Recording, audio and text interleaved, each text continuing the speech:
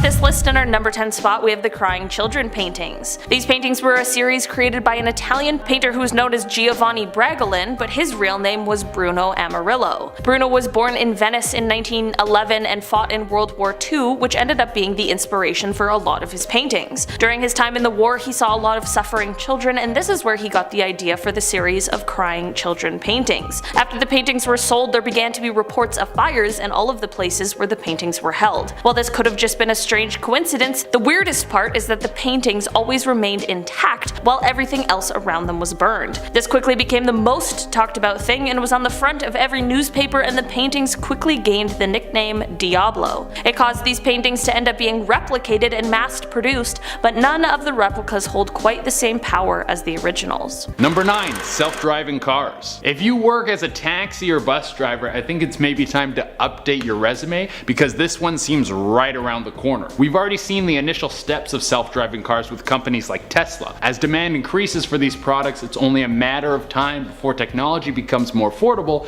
and every company on the planet is making some version of a self-driving car, or as I like to call them, nap pods. I understand how this can be scary, because some car company is going to know where you're going. They will be tracking you constantly. Also, these self-driving cars would have cameras on them, all over them. That means there's literally billions of cameras all over the world just watching people. Who's controlling that footage? And what if someone hacks your car and kills you for poops and giggles? But on the other hand, I really want a car that lets me eat pasta and fall asleep while I'm on my way to where I need to go. I guess you gotta crack a few eggs to make an omelet. Number 8. Robots. You know what's crazy about this one? It's like we know that the robots are coming to kill us, but we keep making them. You know, we can just stop making them. We already have Netflix and Uber Eats. Guys, we won. We don't need to make any more innovations. Well, I don't really know how much I need to say about this one, other than if I get the opportunity to sell out the human race and become a pet to one of our machine overlords, I'm taking that opportunity in a heartbeat. We already have robots now, but they're advancing more and more every day and becoming more powerful and getting better and better artificial intelligence. Some people speculate that we'll be able to create robots that have artificial intelligence as sophisticated as humans by 2025. And all the big dogs are in on this. In 2014, Google purchased artificial intelligence company Deep Blue and has been working on AI that can teach itself to play video games and make art. So who wants to hit up Disneyland before we're all on fire? Number 7. Worldwide Wi-Fi. It's definitely coming. Having blazing fast internet anywhere with you. It doesn't matter if you're at home, you're underground, in the office, out with friends. It will always be with you.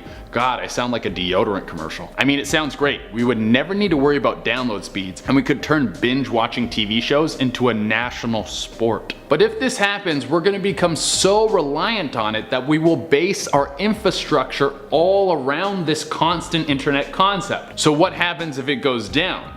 What would people do if one day everything went from high speed to not a single drop of internet? I mean, the internet well became so dry that you couldn't even download Pong on your cheese grater Mac Pro. It would be utter chaos, the starting of the apocalypse. Everyone would be running around the streets like chickens with their heads cut off. You guys better start stockpiling your beans and Blu-rays now, just in case this pops off. Number 6. Subdermal identification chips. So what if everything you ever did was recorded on a little device? Every time you pooped, all the times you said you were going to start getting in shape but you just sat on the toilet pooping, or when you told your friends you were late because of traffic but it was because you had a last minute massive poop that threw your schedule off. Well, a lot of people think that these future devices aren't that far away. They should have a lot of positive uses. If you have all your information in one place, it would make it super easy to see a doctor. Or you could be connected to your bank account and it would streamline paying for everything in your life.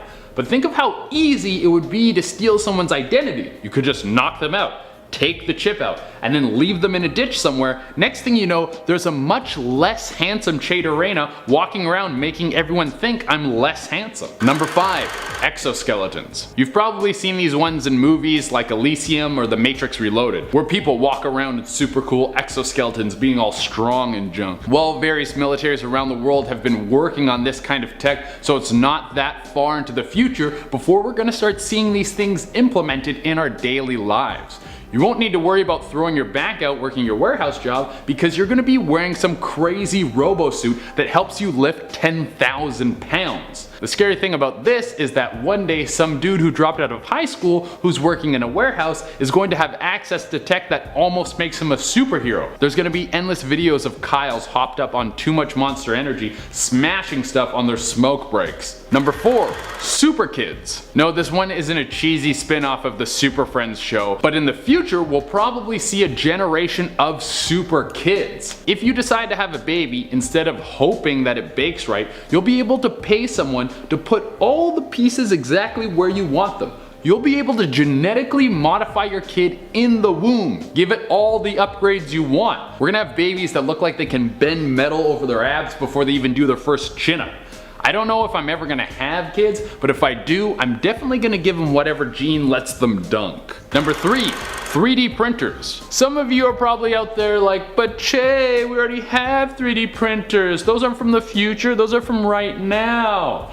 Well, I'm talking about 3D printers from the future. Right now the tech is very crude. You can only make so much. But in the future, we might be able to print all sorts of stuff. From full functioning PlayStations to, I don't know, a human heart? Yeah, some people think that we'll be able to print organs in the future. We could print entire people. Then all of you plebs out there finally don't have an excuse for not being able to get a girlfriend. You can just make one. Number 2. Free thinking artificial intelligence. So we already have small forms of AI, things that can perform some sort of boring repetitive task like identifying patterns or organizing data. But what about when all this stuff starts thinking on its own? Now everyone thinks it's going to kill us. It'll probably be like Skynet but way less sexy than 80s Arnold. But in reality, we have no idea what a free thinking AI would want. It has no need to eat or reproduce, it has no sex drive, none of the driving factors that make humans do any of the things we do. So it's really our ego showing when we try to predict an AI's motivation. This thing would literally be a god and its desires would be far beyond our understanding. So I'm just hoping he's cool and he wants to chill and hang out and stuff. Number 1, the transcendence. So if number 2 happens, there might be an opportunity for all of us to partake in the transcendence, where we leave our bodies and meld our consciousness with an all-powerful AI.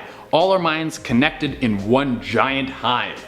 All of our thoughts would be shared with billions and everyone would be part of one being. That would mean all your weird perverted thoughts would be open to everyone like a library, you sick freaks. Is this something you guys think you would want to be a part of? And at number 10, we have the eBay mirror. So I remember reading this story a few years ago and being absolutely fascinated. 2 guys living in a shared house in Muswell Hill, London, started experiencing weird goings on when their landlord hung a mirror in the house. This mirror was reportedly found in a skip, or dumpster, right outside the property. 20-year-old student Joseph Birch and 34-year-old painter Sotiris Charalambous say that they were immediately met with bad feelings, followed by bad luck, misery, and even sickness. Charalambous even said he woke up in the night screaming with stabbing pains. He attributed all of this horror to the mirror. Things became enough for the pair when Birch said he saw flickering shadows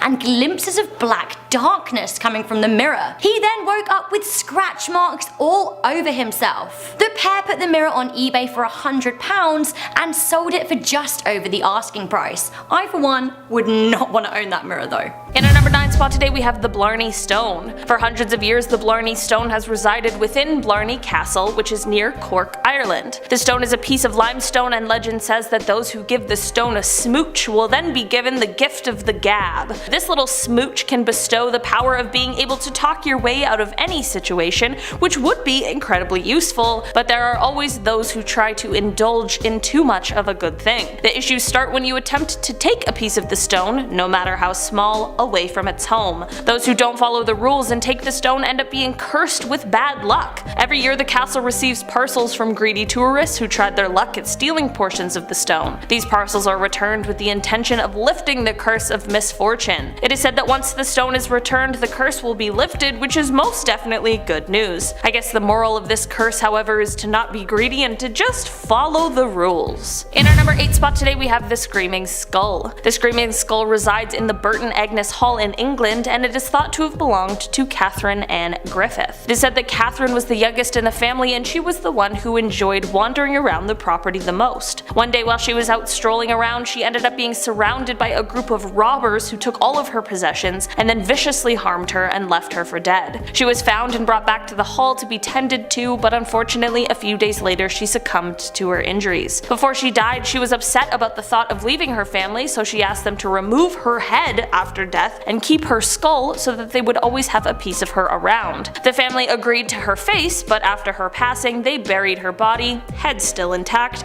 because to be fair, it was an odd request. After her burial, the family began experiencing some extremely strange things around the house, like bumps and moans and horrible blood-curdling screams that they could not find the source of. This is when they decided to follow through with the request Catherine had left them, and the strange occurrences suddenly stopped. After this, at one point a maid had found the skull, and in her surprise, she threw it out of a nearby open window, and alas, the strange occurrences began again. In the end, it was decided that the best policy was to place the skull in a secret spot within the walls of the house, probably behind some paneling in the Great Hall so that its presence could be easily ignored, and so that Catherine's spirit could reside in peace in her beloved home. I guess the lesson of this one is to follow the wishes of those who have passed, because you never know if their spirit is gonna stay lingering around afterwards. In our number 7 spot today we have the Haunted Doll. There's quite a few haunted dolls kicking around out there apparently, but this one doesn't exactly have a name. The doll's owners say that this doll is possessed and causes lots of troubles at night. The incredibly creepy thing about this one is that it is said that you don't need to do anything in order for this doll to decide it wants to haunt you,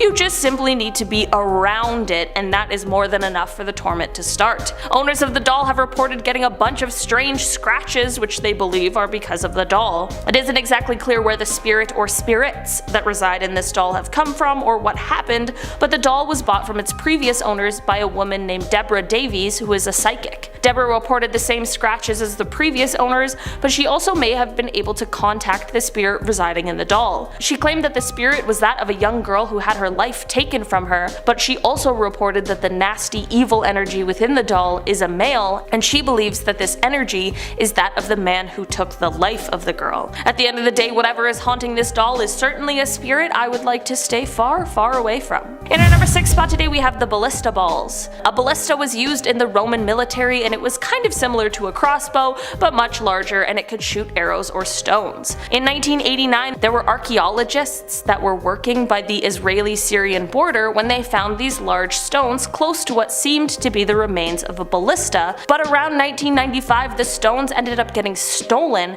and it took a while for anyone to notice. Fast forward to 2015, and the same stones that were stolen ended up in the courtyard of a museum in Israel with a note left from the person who stole them. The note explained that ever since they took them, he had experienced terrible luck and believed the stones were the reason. He had a very successful business that suddenly began to fail after he took the stones, and later his family abandoned him and he was forced to get rid of almost all of his possessions to settle all of his debts so as to not go bankrupt. He mentioned that he believed the stones were cursed and that they were the root of all of his problems. Whether or not these stones are actually cursed or if this was just some pretty heavy karma, I hope this guy has been able to get his life back on track. In our number 5 spot today we have the Golden Eagle. This car was a 1964 Dodge 330 limited edition, and it has been blamed for the death of around 14 people, which is 14 too many if you ask me. It was said that this car started out as a police car originally, but then there were 3 officers assigned to this car who all ended up taking their lives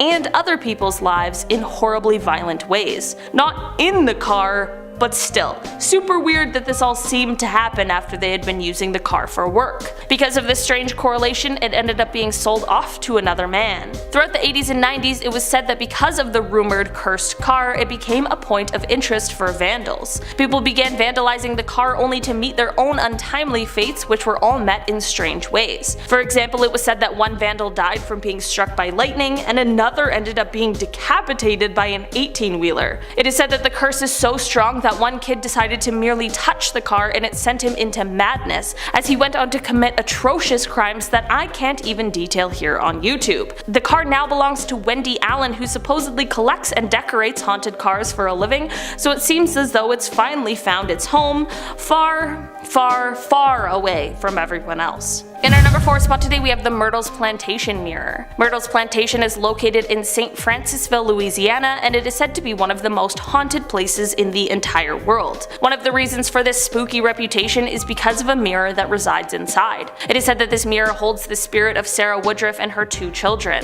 Legend goes that a woman named Chloe was a slave at the plantation who drew up a plan to get revenge on the owners of the plantation, Sarah and her husband. Chloe baked a cake full of poison for them, but it ended up only being Sarah and 2 of her children who consumed the poisonous cake. When they passed away, it is said that their spirits went into the only mirror that was uncovered at the time, thus the haunted mirror was born. People who have since visited the plantation have claimed to see the family in the reflection as well as the handprints of small children on the glass despite continuous polishing. In our number 3 spot today we have the Surrey ghost car. On December 11th of 2002, a call came into the Surrey Police Department. The caller reported that they had just seen a car lose control and run off the road and then presumably crash. It was of course an emergency call, but not necessarily anything out of the ordinary. That was until authorities got to the location and realized that they couldn't find any kind of evidence of a crash. They kept searching and ended up finding a maroon colored car that was nose down in a ditch nearby, but this car was covered in so much undergrowth that it must have been here for months. This meant that somehow this crash went undetected for 5 months, and worst of all, so did the body that lay nearby. Using dental records, they were able to identify the body as a man who had been wanted for robbery since July of that year. It is said that the sighting of the car leaving the road was a ghostly replay of the events that had taken place 5 months prior. What do you guys think? Let me know down below in the comments if you think the witness saw a cursed reenactment of the fatal crash,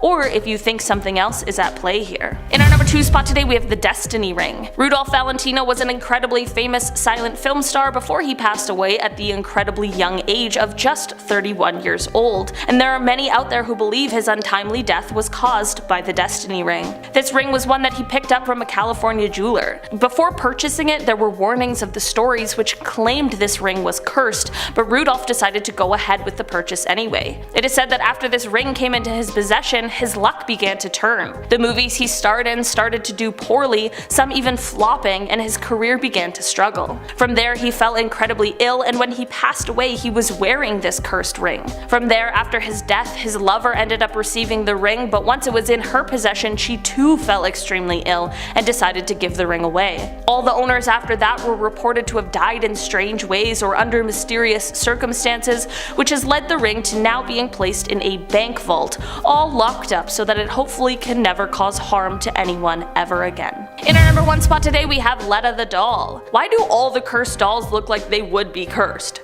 You know what I mean? Like, there's no cursed doll out there that is surprisingly cursed. They all look creepy to begin with. Anyway, Letta is a doll that is said to be around 200 years old and extremely cursed. This doll is called Letta for short, as its full name is Letta Me Out of Here. Really clever. The doll was originally found underneath a house, which definitely feels like the origin story of a haunted doll. This creepy discovery came 47 years ago, and apparently Letta still lives with the man who found him. The hauntings of Letta include things like the doll walking around on its own at night, the owners finding objects around the house that have been moved into odd places. Some people have seen Letta move right in front of their own eyes, and the owner also reports finding little doll-sized scuff marks around the house as well. It is said that this doll once belonged to a child who passed away while holding it, thus their spirit became trapped inside of the doll. Apparently one day in an interview about Letta, as the interviewer was asking questions about the little boy, the doll began to move in her lap. Yeah, no thank you. Letta has his own Instagram and Facebook page in case you want to hear more about all the creepiness surrounding this cursed doll. Number 10.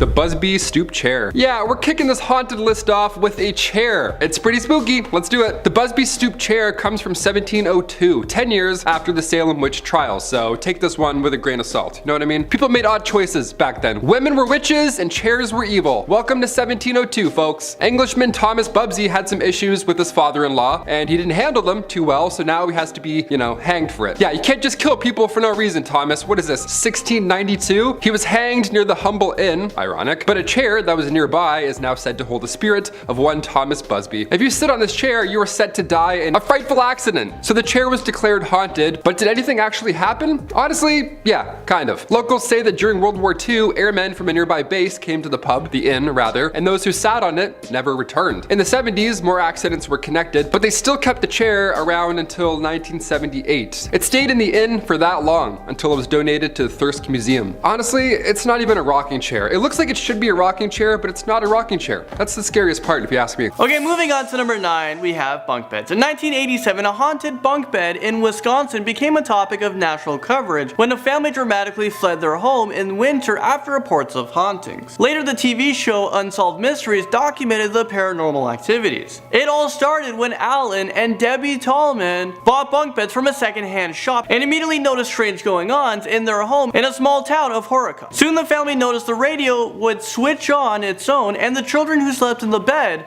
saw an ugly old woman in their room. As things started opening and closing on their own accord in the same room as the bed, the family got their local pastor in, who felt that there was a devil in the bed. After things went bad to worse, the family destroyed the bunk beds and left the house. I think they did the right thing. And now moving on to number 8, we have more craziness. We got a teddy bear. Teddy bears are supposed to be used for, cuddling and comfort, not for smothering people. One teddy bear in India caused a stir on the internet in July of 2016, so it happened earlier on this year in the summertime, as footage was released on YouTube of a reportedly possessed bear. Uploader Paris Diwa captured the video in which the huge stuffed bear seems to move on its own. I mean, is this real life right now? Many YouTube viewers are questioning the authenticity of the footage, but who knows? Warning, this next haunted object has actually caused people who see the picture of it to experience shocking symptoms. Are you ready, Landon? Are we gonna show them the picture? Yeah, Ooh. And there's some shocking stuff going on, so close your eyes for this next one if you're scared of that kind of thing. I'm scared.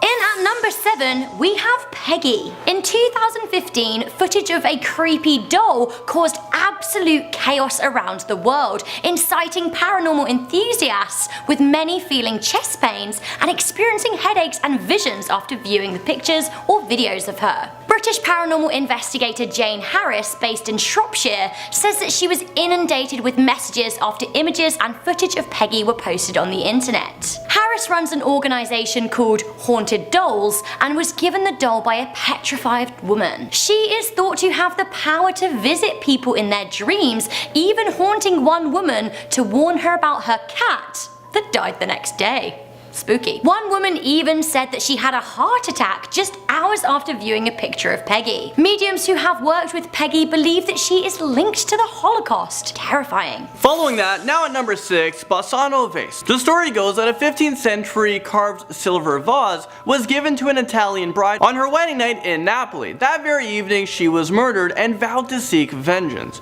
After her death, it became clear that the family members that her spirit had somehow possessed the vase and caused death and misery to all those who touched it. After a period of time, the vase was buried and reportedly unearthed in 1988. The vase contained a warning note about the bad luck associated with its possession. The owner auctioned it for 4 million lira, so that's around $2,500 at the time. The new owner died and triggered a similar pattern in the new era of deaths. The vase has now been buried, and you should not go looking for it. Okay, this really creeps me out. In at number 5, we have the Anguished Man painting. To be honest, looking at this painting, I have absolutely no idea who would want to own it. It is even more terrifying than a Phoebe Buffay creation. Sean Robinson acquired the Anguished Man painting from his grandmother, who believed that the artist used part of his own blood to paint the picture. The painting is said to be haunted by the spirit of the artist, and Sean has even set up a YouTube channel to document some of the crazy goings-on surrounding the picture. This includes doors slamming and the air in the room changing to make it all cold. It is now said to be locked in the basement of Mr. Robinson's house, where I think it should stay forever, and then he should move, and no one should ever go there. Robert the doll, another doll, and this one is horrifying. Sorry, did you say another doll? Another doll. I'm out of here. There's too many dolls in this list. And as Rebecca walks off, we continue. Everybody meet Robert. Robert is a 20th century sailor doll that used to belong to Eugene Otto. Eugene used to blame many naughty things he did on Robert, and the pair would often be overheard talking. Eugene's parents assuming Robert's voice was really Eugene. When Eugene died in 1974, Robert was left in the attic and was discovered by the next owners in the home. And they had a 10-year-old daughter. The small girl was terrified of Robert and claimed he wanted to kill her. Neighbors of the house would swear they saw Robert at the window on occasion, and the plumber would work at the house found the doll to move across the room on its own. A reporter from the area, Malcolm Ross, visited the house to see Robert and was disturbed to sense that Robert was listening to his conversation and was understanding him. A final doll, and perhaps the scariest of them all, we have the basis for the movie The Conjuring and Annabelle. At number 3, we have Annabelle the doll. Annabelle currently lives in a glass box at the Occult Museum in Monroe, Connecticut, run by Ed and Lorraine Warren. The Warrens received the doll after it lived with a student nurse and her roommate in the 1970s. The doll behaved strangely, so the pair contacted a medium who suggested she was haunted by a dead girl named Annabelle Higgins. The pair tried to nurture and care for the girl, but she turned out to be malicious and evil, leading the pair to give the doll away. That was a good choice. Have we finished talking about dolls?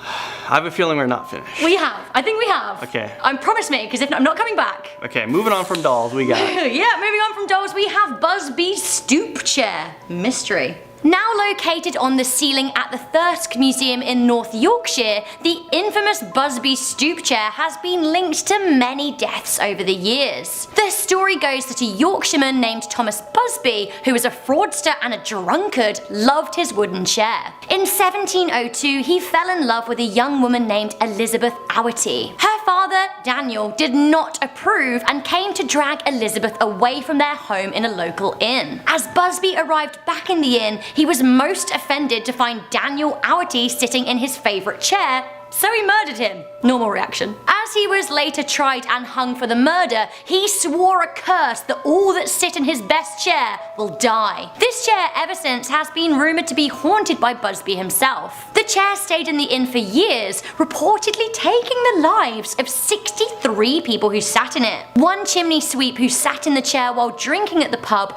was found hanged nearby the next morning, and it is said that all those who sat in the chair ever since who went to war did not come back. As late as the 1970s, 2 people died after sitting in the chair. Luckily, it was then taken away and put in a museum and strung up on the ceiling so no one can sit in it ever again. Okay, we are here at number 1. The possessed items on this list seem to have a varying degree of legitimacy. However, this last one really does have an irrefutably concerning history.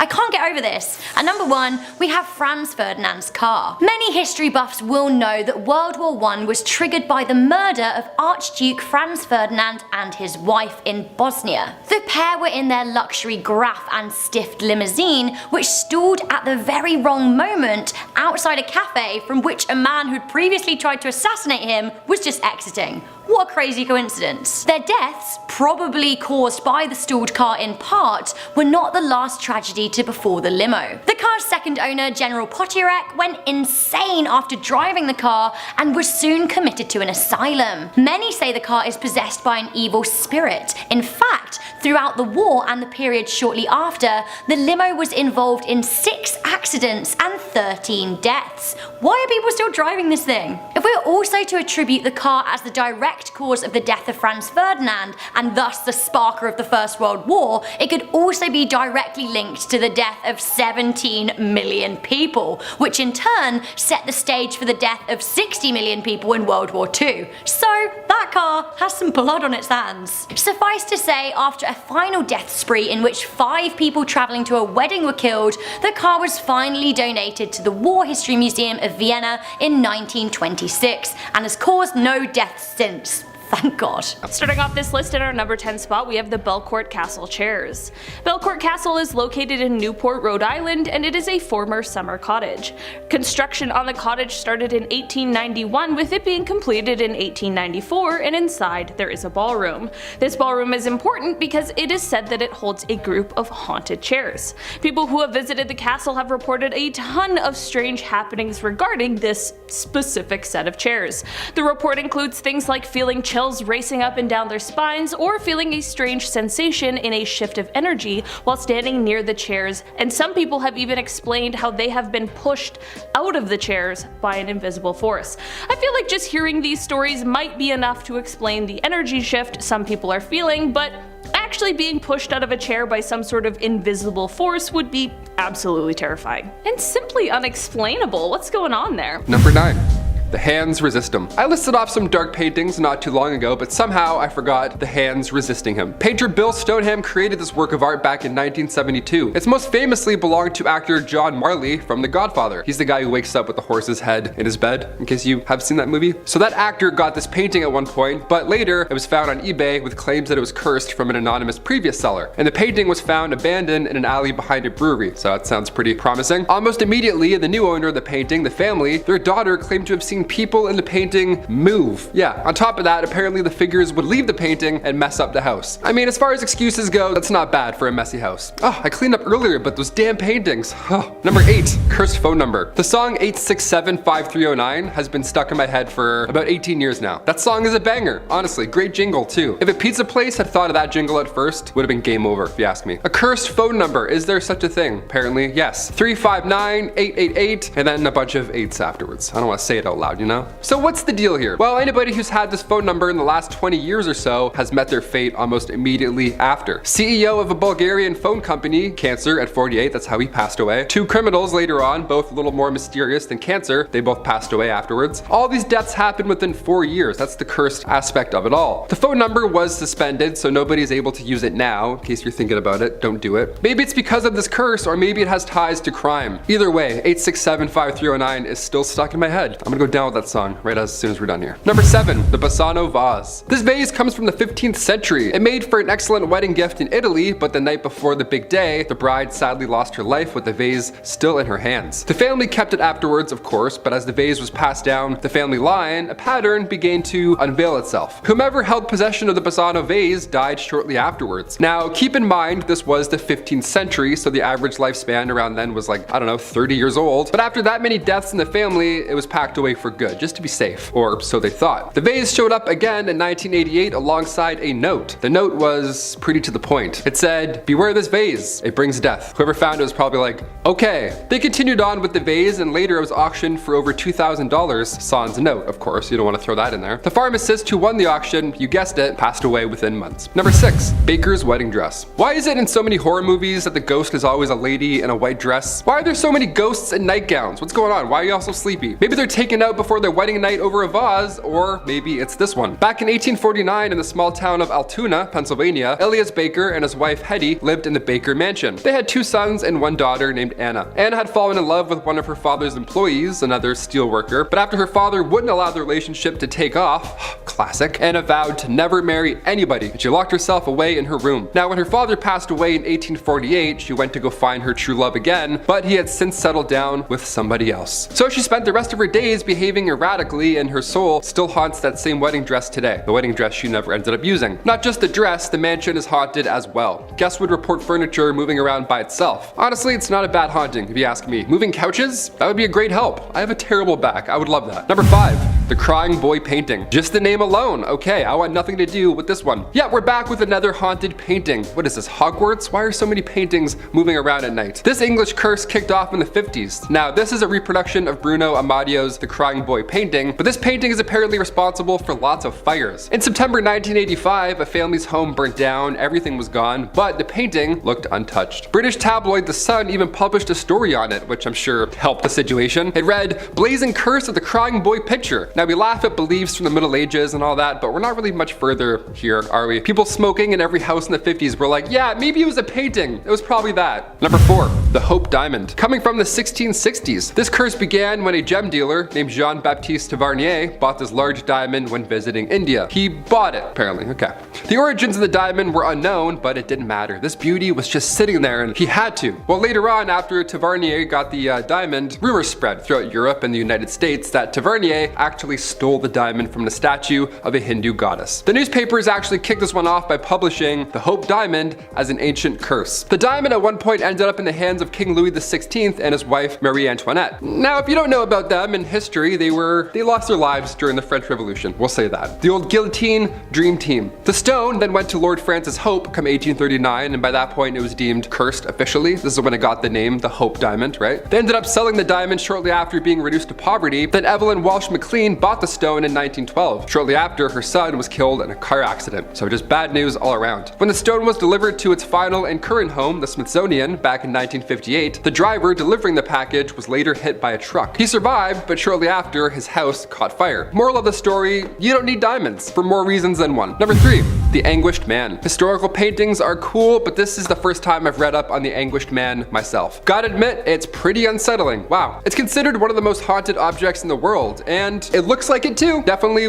I would guess I'd pick it out of the crowd. This oil painting was created by an unknown artist, but the actual paint is mixed with their blood. So their legit DNA is in this painting. Blood, sweat, and tears, literally. Not much is known of the artist as he passed away shortly after, but the current owner is Sean Robinson from Cumbria, England. His grandmother had given him the painting. There wasn't much known beforehand, but his grandmother warned him that it was cursed. Hey, here's some Werther's originals and a cursed painting. Classic grandmas, you know how they do. Sean had to leave it in his basement at first because his wife wasn't a fan. More than fair. But when the basement flooded, which is also mysterious and that sucks, he had to then move it upstairs. After that point, the couple heard crying, screams, whispering all throughout the house, things you don't want to hear alone in a house with a haunted painting. It got so bad, Robinson uploaded time-lapse footage to YouTube in 2011, and it shows the door closing by itself next to the painting. Check it out. Also, yeah, keep this in the basement for sure. I agree with the missus on this one. Number 2, broken mirrors. It doesn't matter who you are, you've heard of this one at some point. You break a mirror and what do you get? Bad luck. You get 7 years of bad luck. Has this happened to you? If so, what year are you on? Are you close? How close are you to the 7-year mark? We got your back. You got this. You're so close. Ancient Romans kicked this one off. They believed that the human soul would renew every 7 years. That's where the whole 7-year thing comes into play. It takes time to repair the human soul, apparently. That combined with the belief that a mirror's reflection was a way into the soul, well, now we have one guy who feels really bad for breaking a mirror, essentially. Therefore, a curse. If you break a mirror, you're tearing the soul from the body and abandoning it. In Kazakhstan, if you break a mirror, evil spirits would haunt the person responsible for the damage. That's a pretty scary deal. You gotta keep those hands grippy. They say you can't look into broken mirror pieces afterwards, or else that's bad luck in itself. There's too many mirrors now, honestly, cut to today. I'm sure ancient Romans had no idea what 2022 would look like. We have phone cases with mirrors in them now. That's a lot of bad luck in jean pockets, my friends. And coming in number 1, curse of the Billy Goat. Can a team be cursed? Is that such a thing? Here we go. I mean, I live in Toronto, home of the Maple Leafs, and we don't see a lot of wins on that side, but the Chicago Cubs curse, well, that was a huge deal for a very long time. The Chicago Cubs curse comes from 1945, when a man named Bill Sionis, nicknamed Billy Goat, he was kicked out of a Chicago Cubs game. Yeah, he actually didn't even get into game 4 to begin with. Was he too intoxicated? No. Did he bring a live goat with him to this game? Yes, that was why. Yeah, Bill brought with him his pet goat for good luck, so after the staff said, no, you can't enter the 1945 World Series with a live goat, he then cursed the club over and over on the way out. What a guy. Saying the Cubs ain't gonna win no more, over and over again, and that was the game that they dropped the ball, so something kinda happened. The Detroit Tigers won and the curse of the Billy Goat kicked off, and it got so out of hand that come 1994, the Cubs had lost 12 games in a row, their worst home start in history, so Sam Sionis went to Wrigley Field, everybody was chanting to let the goat in, and then the Cubs won 5-2. I don't know. Humans in the 1700s were like, ah, that woman's cursed, she's a witch for sure, and then humans today are like, ah, that stadium's cursed, for sure cursed. We haven't changed, moral of the story, I don't know. Number 10, virtual reality clones. Data is constantly being compiled on all of us. Every app you use or website you go to is keeping info on you. That means Uber knows where you like to go, Netflix knows what you like to watch, and Google knows all the weird porn you search, you sick freaks. So what could happen is all this data compiled on you could be saved and transferred into a program that would make a virtual version of you that's very similar to yourself. It could walk like you, talk like you, and even watch the same weird porn as you, you sick freak. This kind of scares me, but I think it's something people would want. Why would you mourn someone when you can build a virtual clone of them in a virtual space? You would never need to miss anybody. This also means that some companies would have the ability to recreate any person they want. They would know everything about that person and have a virtual clone of them. Everyone who works at this company would know that you're a sick freak. In our number 9 spot today we have The Orphan Story. This is a book that was originally written in the early 1600s, but it didn't end up getting published until 2018. The Orphan Story is about a 14-year-old Spanish boy who heads to the Americas. You know, a classic kind of coming-of-age feel-good story, right? Well, not exactly, and that is exactly the reason it took so long for this book to be published. While the curse in this book doesn't come from the story itself, there is something dark lurking in those pages. The book's publisher, Belinda Palacios, who worked on the book for 2 years, explained that throughout those years she was often warned of the cursed book and how every publisher who had tried to work on it before ended up passing away in a mysterious way before they could finish the book. When Belinda looked into this, it turned out to be true. Her research showed that those who had tried to edit the book before her either found themselves in horrible accidents or with strange illnesses. Luckily, Belinda made it through the process unscathed, so let's hope that maybe the curse has been lifted. Either way, it's probably one I'll personally stay away from. In our number 8 spot today we have the Dybbuk box. This box, which was originally just a plain old wine box, is said to have been possessed by a Dybbuk, which in Jewish mythology is a malicious demon that takes over the bodies of living people and uses them for evil. The box began to gain attention in 2001 when it was being auctioned off on eBay. The seller explained that he had bought it at an estate sale of a woman who had survived the Holocaust. When he first opened the box, he found 2 1920s pennies, a lock of blonde hair bound with a cord, a lock of black or brown hair bound with a cord, a small statue engraved with the Hebrew word shalom, a small golden wine goblet, 1 dried rosebud, and a single candle holder with 4 octopus-shaped legs. Since he bought the box, he reported that strange things began happening, such as really horrific nightmares for him and anyone who had stayed around or touched the box, and when he gave this box to his mother as a birthday gift, she suffered a stroke the same day. The box ended up in the hands of Zach Bagan, who is a paranormal investigator, and it now resides in his haunted museum. The box also gained even more attention in 2018 when Post Malone touched it and has apparently been dealing with the repercussions of that ever since. In our number 7 spot today we have the Iceman. Okay, this one is not an object because it is rather a mummy who was once a real living person, but I still had to include him on this list because this story is wild. The mummy of Otzi, who is referred to as the Iceman, was found in 1991 in the Otzal Alps in Italy. It is believed that Otzi lived around 3000 BC and his body became mummified and preserved because of the glacier that surrounded him post-mortem. While this is an incredibly interesting discovery, the finding of Otzi may have come in a package with an old curse just waiting to be released. Here's the thing, the people who helped with the discovery of Otzi are all dying under very mysterious circumstances. I mean, we are currently at person number 7 within 1 year, so that's very suspicious. When molecular archaeologist Tom Loy was writing a book about Otzi, he passed away from a blood-related condition that he was diagnosed with shortly after becoming involved with the Iceman. The German tourist Helmut Simon, who discovered the mummy, fell to his death while hiking in the same spot he saw Otzi. Dieter Warneck, who was the head of the mountain rescue team that was assigned to find the mummy, died of a heart attack at age 45, just an hour after Simon's funeral. To avoid this becoming an hour-long list, I'll stop here, but that is just half of those who seemingly fell victim to the curse of the Iceman.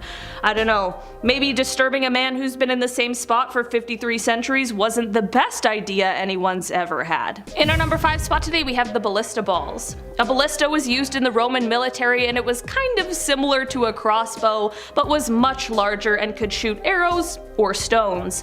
In 1989 there was archaeologists that were working by the Israeli-Syrian border when they found these large stones close to what seemed to be the remains of a ballista, but around 1995 the stones ended up getting stolen, but it took a while for anyone to notice. Fast forward to 2015 and the same stones that were stolen ended up in the courtyard of the museum in Israel with a note left from the person who stole them. The note explained that ever since they took them, he had experienced terrible luck and believed the stones were the reason.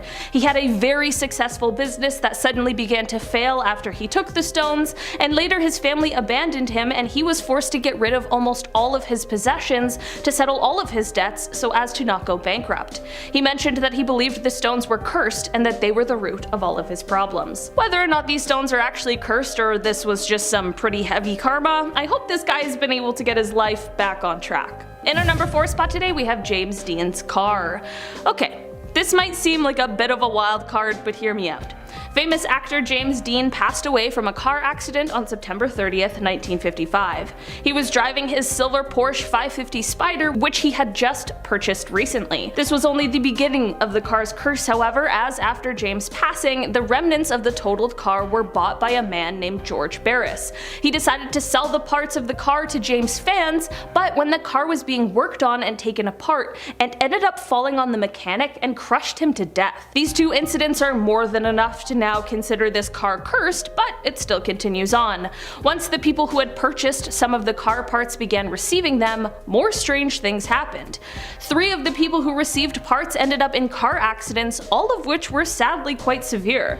The shell of the car was also stolen, and to this day it has never been recovered. In our number 2 spot today, we have Old Nick. Old Nick is often referred to as the Swansea Devil, and his story dates back to the 1890s, although he now resides in the Swansea Museum. So, back in the 1890s, there was the prestigious St. Mary's Church located right in the center of town. The church decided to do some renovations, and they put out some ads to hire someone. When a local builder applied for the job and was turned down, he had a major overreaction and decided he wanted to get some kind of revenge. He went and bought the row of cottages that lay next to the church and then demolished them all. In their place, he built large brick offices, and then he commissioned the carving of Old Nick and placed him right on top of the office building looking down at St. Mary's Church. Legend goes that he even placed the curse himself by saying, "When your church is destroyed and burnt to the ground, my devil will remain laughing." Some years later, during World War II, a German blitz came through the town and it left most of the town, including St. Mary's, completely destroyed and burnt to the ground. But the office building with Old Nick was undamaged and remained standing. For a while, Old Nick seemed to kind of disappear, but once he resurfaced, there was a petition to put him back where he was before, as well as a subsequent counter-petition to put him far, far away from the rebuilt St. Mary's Church. As of now, Old Nick resides behind glass in the Swansea Museum, and it is said that he is enclosed in glass more for our protection than his. In our number 1 spot today, we have the Blarney Stone. For hundreds of years, the Blarney Stone has resided within Blarney Castle, which is near Cork, Ireland. The stone is a piece of limestone, and legend says that those who give the stone a smooch will then be given the gift of gab. This little smooch can bestow the power of being able to talk your way out of any situation, which would be incredibly useful, but there are always those who try to indulge in too much of a good thing. The issues start when you attempt to take a piece of the stone, no matter how small, away from its home. Those who don't follow the rules and take the stone end up being cursed with bad luck. Every year the castle receives parcels from greedy tourists who tried their luck at stealing portions of the stone. These parcels are returned with the intention of lifting the curse of misfortune. It is said that once the stone is returned, the curse will be lifted, which is most definitely good news. I guess the moral of this curse, however, is to not be greedy and just follow the rules. Coming up at our number 10 spot, we have the Myrtles Plantation Mirror. Myrtles Plantation is a place in St. Francisville, Louisiana, that is known for being extremely haunted. There are so many ghost sightings and photographs, and in particular, there is a mirror where people tend to see ghosts in. People believe that the mirror holds the spirits of a mother and her young ones that passed away in the home. Apparently, a handprint continues to appear in one of the corners of the mirror, even though it continues to be wiped away by staff. Whoa! The mirror is definitely haunted and cursed. Coming in at number 9, we have the Occult Museum Voodoo Dolls. Voodoo dolls in general are supernatural items. They're little effigies created in magical kind of practices, and for the person on the receiving end, they're bad juju. Pins are placed in the doll in order to harm the subject, which isn't great, not great at all. So with that in mind, a supernatural object used to invoke a curse, do you want to see the voodoo dolls from the Ed and Lorraine Warren Museum? Guys, you don't know how hard it is to say Ed and Lorraine Warren in one go. It's a tongue twister. Ed and Lorraine Warren. Either way, voodoo dolls. So there is actually a noose on the neck of one of the dolls, which kind of indicates that somebody might have died. The other one has its eyes gouged out, which isn't great either. Visually scary, but also actually scary. It seems that the doll collector came across these dolls and brought them home, only to find that her son's health began deteriorating. It seems that some of the witch's voodoo doll magic had been retained and it was picked up the boy as a new vessel. The collector contacted the Warrens, who removed the doll, after which the boy made a full recovery, thank goodness. However, it seems that the story continues. There was a visitor to the museum and they broke the rules by touching one of the dolls, and later they were involved in a horrifying accident. Who's to blame here? Coming in at number 7, we have the evil eye. Ah, the curse of the evil eye. Although actually, this is an interesting twist at this point because these objects actually protect against curses. The evil eye is a curse cast by a malevolent and malicious glare given to a person when they aren't looking. If an evil eye is cast upon you, you are susceptible to injury or misfortune.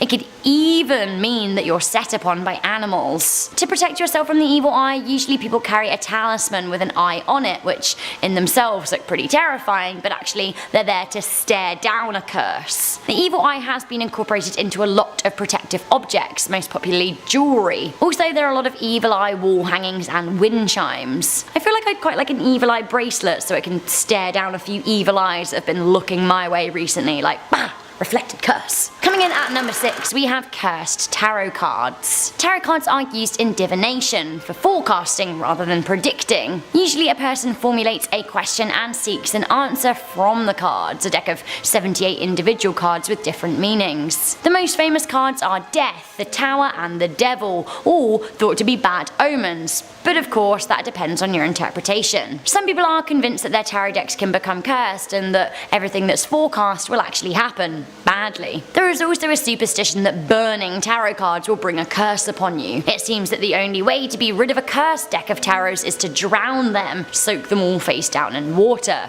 Honestly, I'm not so sure about that. I think they work by energy, so if you have bad energy, maybe you'll get bad cards. Coming in at number 5, we have Maori masks. Maori is the name of the indigenous people of New Zealand and Polynesia. Masks are made to honour their ancestors, and they're often beautifully carved and slightly intimidating to look at. The masks are thought to contain the souls of warriors who died in battle, so pretty supernatural and ghostly if you ask me. While men are fine to be going around touching a Maori mask, females have a much more uncertain time. Legend has it you should never seek out a Maori mask if you're pregnant or menstruating because you could invoke an ancient curse. In October 2010, a museum in New Zealand made headlines when it told a pregnant woman to stay away from the sacred artifacts. Speaking of sacred, at number 4 we have Uluru. Is a rock formation an object? Either way, I'm putting it on this list. Uluru, or Ayers Rock, is both sacred and cursed, if the stories are to be believed. The large sandstone monolith in the Northern Territory of Central Australia is sacred to Aboriginal tribes, the first people of the land. They believe that it is inhabited by the ancestral spirits of the land. The rock started forming 550 million years ago,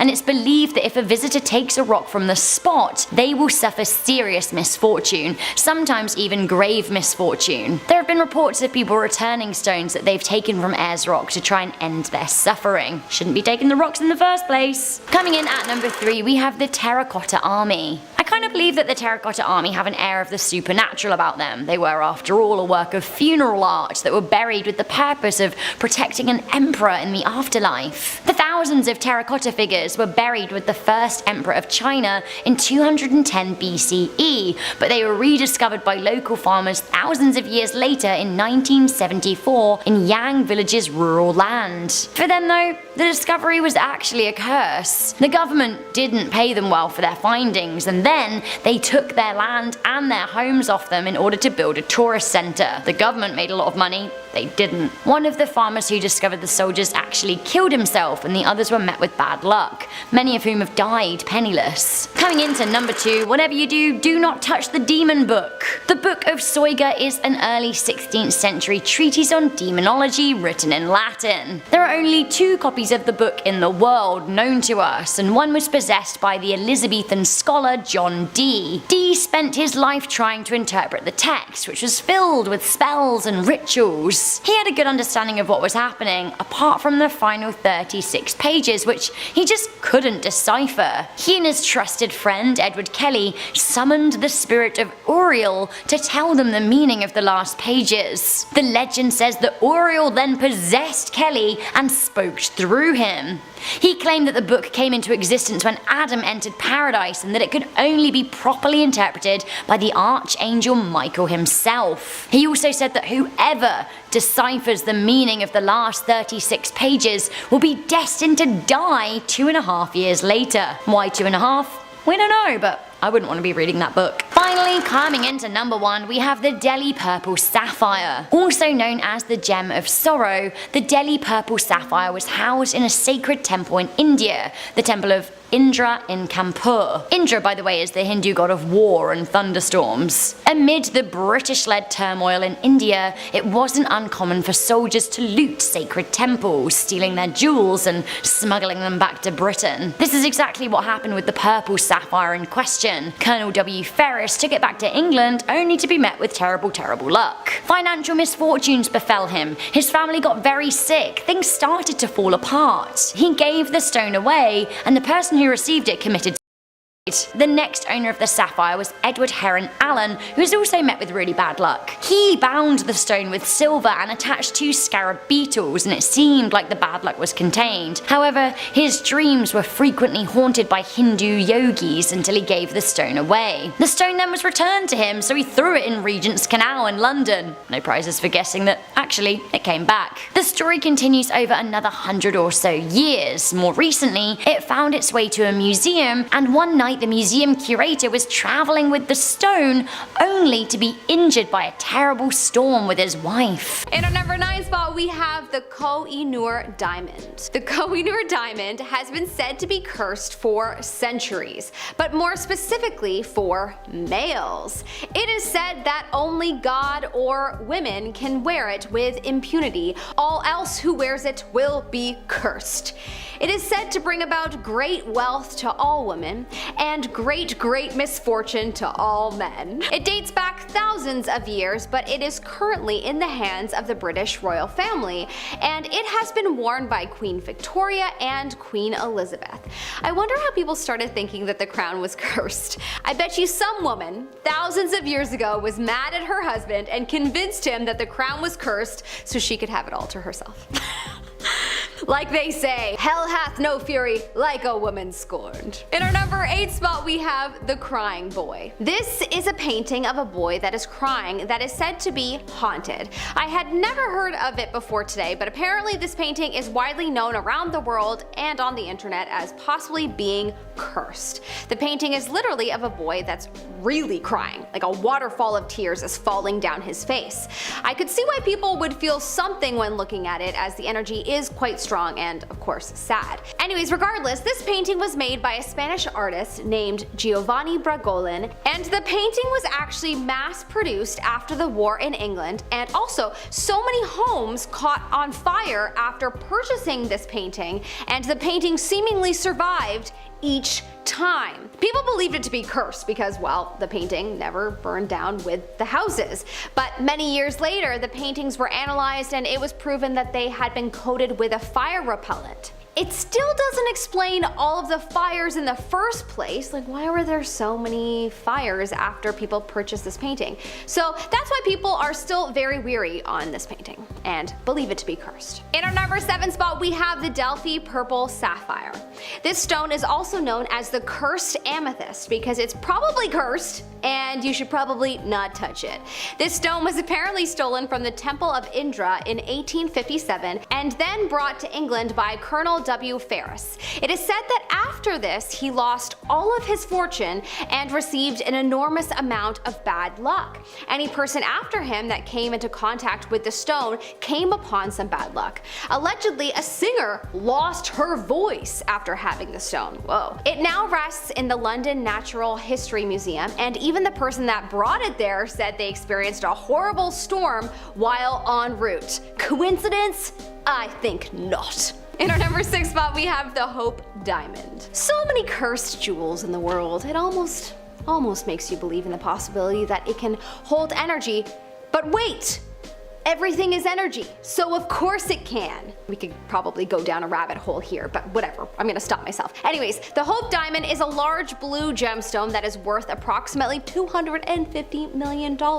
This is one of the most known cursed jewels around the world, as it has reportedly caused great misfortune and misery to whomever wears it. The reportings of misfortune date all the way back to 1653 in India, when a French merchant took the gem from one of the eyes of a Hindu idol, and eventually this merchant was eaten to death by dogs. Misfortune may be an understatement in this case. It's a good thing most of us will never get anywhere close to this object in our lifetime. In our number 5 spot, we have the Blarney Stone. This is a stone located in Cork, Ireland, and it is believed to be quite powerful. Kissing the stone is said to bring a person luck. But if there is any removal of the stone, even by taking a few pieces of the stone, the person who has removed it will be cursed with bad luck. Misfortunes such as loss of jobs, financial lows, and depression have been reported and associated with those that have taken parts of the stone. Apparently these parts that have been taken have been mailed back after they have felt the wrath of this curse. That's pretty funny when you think about it. You would think mailing it wouldn't do any good unless there's someone there to put the stone back. I doubt there's some kind of employee that's, unwrapping people's mail and putting the pieces of the stone back, and if there is such a person, even if they're a volunteer, bless them. In our number 4 spot, we have Elmo. Yes, Elmo, the character from one of the most iconic shows called Sesame Street, is known to be a cursed doll. Honestly, I heard about this one and instantly it checked out for me, because my brother had an Elmo doll and it would just start talking randomly and we totally thought it was haunted. So it's comforting to know that other people had strange occurrences with it.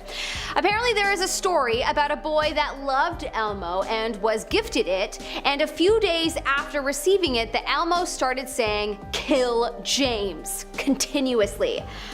Whew, that's horrifying. Definitely stay away from the Elmo doll, just saying. In our number 3 spot, we have a piece of Uluru rock. Yet another cursed rock to stay away from. This is a large sandstone rock formation in the North Territory, Australia, and apparently this place is sacred for the indigenous people of the area. They advise that no one should take anything from the site, no small rocks or pieces or anything. But of course, do people always listen when told to not do something? No. The people that have taken pieces of the formation, though, have reported experiencing severe illness afterwards, bad luck, deaths, and terrible breakups. It feels like we've been too conditioned by movies to believe in any real magic that we forget about where writers of movies get their inspiration from. In our number 2 spot, we have the Belcourt Castle chairs. There is a summer cottage in Rhode Island, and apparently in the ballroom there are a number of cursed chairs. The idea of cursed chairs just seems so silly to me. Out of all the objects in the world, why a bunch of chairs? Well, as silly as it sounds, there have been too many sightings and experiences to count that proves this theory. People have reported feeling chills up and down their spine, and people have reported feeling a strange sensation of energy around them. Also, it has been reported by many a feeling of being pushed down from the chairs by an unseen force. I kinda wanna go there and experience that. Anyone else? But I suppose if we will be forever cursed, then maybe we shouldn't. In our number 1 spot, we have the haunted wedding dress. I'm sure there are many, many haunted wedding dresses around the world. Heck, I would say any marriage that ends in divorce, the wedding dress is probably not high vibes. But this one in particular, from a girl named Anna Baker, is known to be quite haunted. Anna Baker was from a rich family, and in 1849, she fell in love with an iron worker, aka someone of lower breeding, as they used to say. A lower class chap. Anyways, she was forbidden to marry him, and Anna had already bought her wedding dress. Oh no. Allegedly, she was heartbroken, and she decided that she would never marry anyone ever again, and she ended up passing away single as a maid in 1914. Her house eventually became a museum, and they say that her old wedding dress is haunted, and many people have reportedly seen the wedding dress moving in its glass box. Yeah, it's definitely cursed.